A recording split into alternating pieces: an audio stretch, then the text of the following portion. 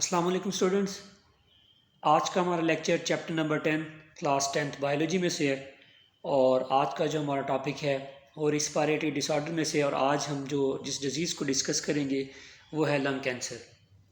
सबसे पहले हम डिफ़ाइन करेंगे कि कैंसर है क्या।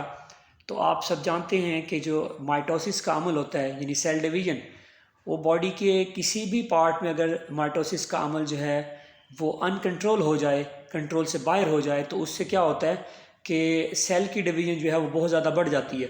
तो जो अनकंट्रोल सेल डिवीज़न है उसको हम कहते हैं कि ये कैंसर हो गया। तो अगर वही अनकंट्रोल सेल डिवीज़न लंग्स के अंदर हो जाए तो उसको हम लंग कैंसर कहते हैं।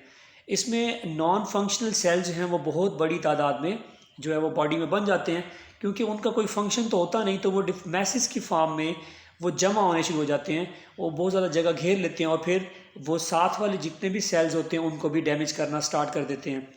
यहाँ पे आपके सामने ये फिगर है जिसमें एक तरफ एक जो है वो लंग बिल्कुल ठीक दिखाया गया है और दूसरी तरफ जो है वो कैंसर वाला जो लंग है वो मौजूद है।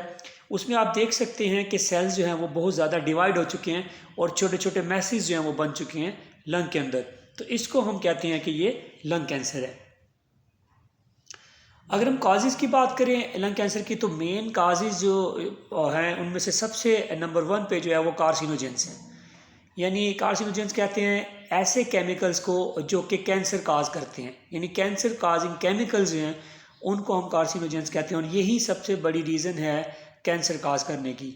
इसके अलावा आयोनाइजिंग रेडिएशन भी हैं, उनसे भी कैंसर हो जाता है। उसके अलावा कोई वायरल इन्फेक्शन है वो भी इसमें शामिल है। और स्मोकिंग जो है वो एक बहुत बड़ा कंट्रीब्यूटर है लंग कैंसर का, क्योंकि हम सब जानते हैं कि जो सिगरेट है उसके धुएं के अंदर तकरीबन 4000 के करीब डिफरेंट केमिकल्स होते हैं और उनमें से जो 69 केमिकल्स हैं वो सारे के सारे वो नाउन हैं और सारे के सारे वो कार्सिनोजेंस हैं। यानी वो 69 केमिकल ऐसे हैं जो डायरेक्टली कैंसर काज करते हैं। अगर यहाँ पे एक और क्वेश्चन बनता है, व्हाट इज़ पैसिव स्मोकिंग।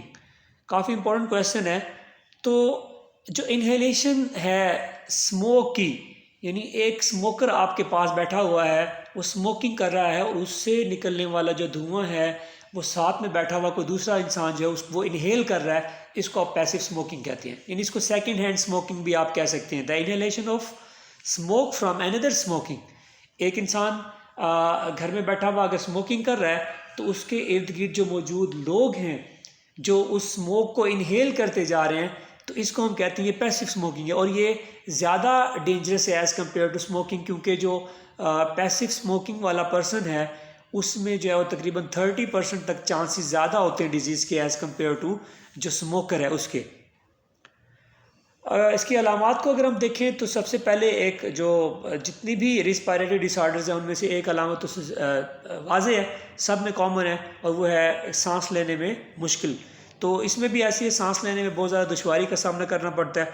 और उसके अलावा खांसी होती है उसको कैंसर वाले पेशेंट को, लंग कैंसर वाले पेशेंट को, और वो खांसी शदीद किस्म की होगी और उसके साथ जो है वो ब्लड जो है वो भी आता है और जो वेट लॉस है वो बहुत ज़्यादा इसमें हो जाता है।